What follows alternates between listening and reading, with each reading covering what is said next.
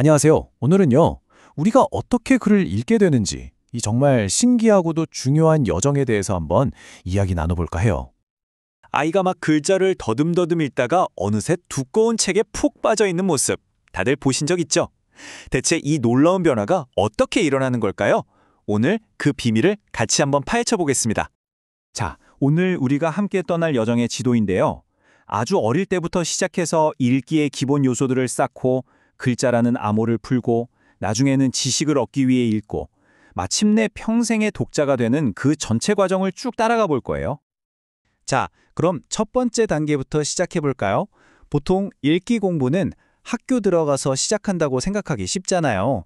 근데 사실은요, 그보다 훨씬 전, 아이가 책 한 권 제대로 펴보기도 전부터 이미 시작되고 있다는 사실 알고 계셨나요?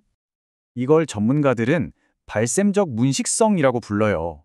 어려운 말 같지만 사실 별거 아니에요. 부모님이랑 대화하고 잠자리에서 동화책 읽어주고 심지어 길 가다가 과자 봉지에 쓰인 글자 보는 거, 이런 모든 것들이 다 읽기에 기초를 쌓는 과정이라는 거죠. 그러니까 아이 손잡고 길 가다가 간판 한번 읽어주는 그 순간이 바로 엄청나게 중요한 읽기 수업이 되는 셈입니다. 좋아요. 그럼 본격적으로 읽기라는 집을 짓는데 꼭 필요한 세 개의 기둥이 뭔지 알아볼게요. 이 세 가지가 정말 튼튼해야만 능숙한 독자가 될 수 있거든요. 첫 번째 기둥은 바로 해독입니다.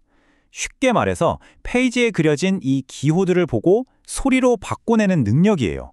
우리가 기억을 보고 기억 소리를 바로 떠올리는 것처럼요. 이게 안 되면 읽기는 아예 시작도 못하는 거죠.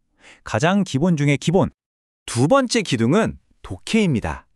해독이 글자를 그냥 소리내서 읽는 거라면 독해는 그래서 이게 무슨 뜻인데? 를 파악하는 거예요. 글의 의미를 이해하는 거. 이게 바로 우리가 책을 읽는 진짜 이유, 궁극적인 목표 아니겠어요? 그리고 마지막 세 번째 기둥, 바로 유창성입니다. 이게 정말 중요한데요.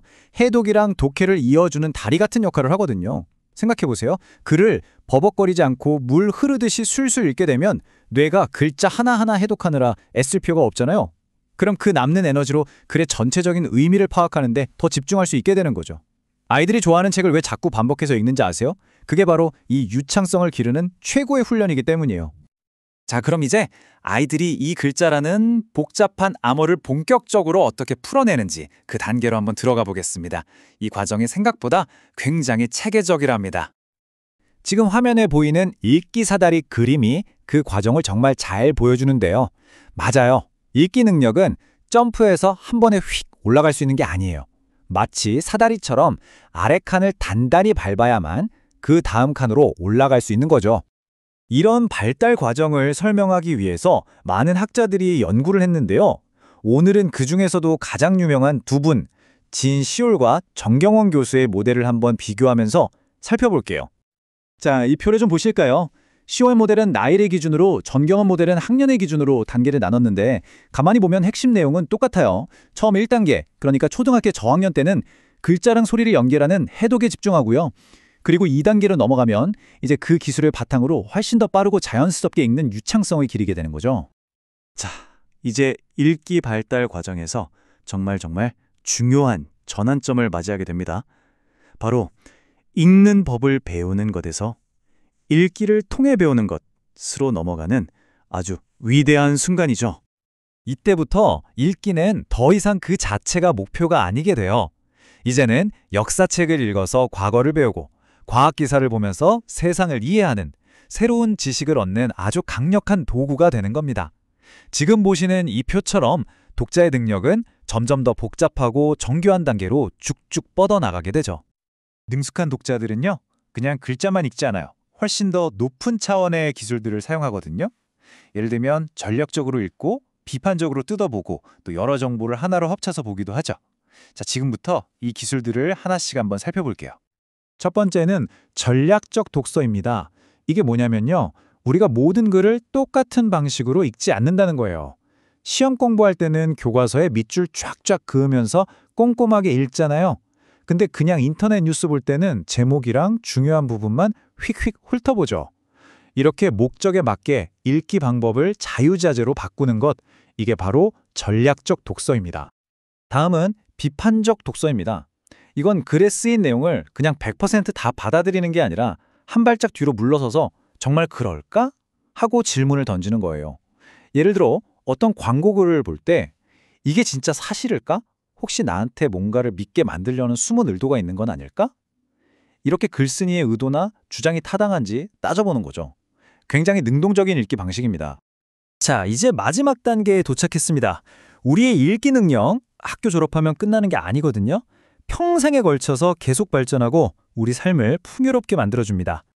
전문가 수준의 독자들이 구사하는 최고의 기술, 바로 통합적 독서입니다.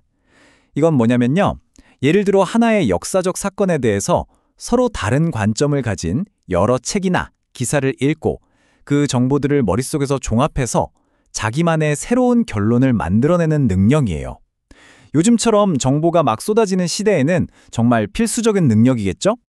진시올 교수의 모델에 따르면 우리는 만 18세가 넘어서야 비로소 가장 성숙한 마지막 읽기 단계로 들어선다고 해요. 그리고 이 단계는 평생에 걸쳐 계속되는 거죠. 이 문장이 오늘 우리가 함께한 여정의 최종 목적지가 어딘지를 정말 잘 보여주는 것 같아요. 마지막 단계는 비독자에서 독자로 전환되는 과정이며 자기 조절적인 평생학습자가 되는 것이다. 결국 읽기 능력 발달의 끝은요, 그냥 글을 잘 읽게 되는 게 아니라 스스로 배우고 평생 성장하는 사람이 되는 거라는 뜻이죠. 정말 멋지지 않나요? 자, 오늘 함께 살펴본 이 긴 여정을 한번 떠올려 보세요. 그리고 스스로에게 질문을 던져보는 겁니다.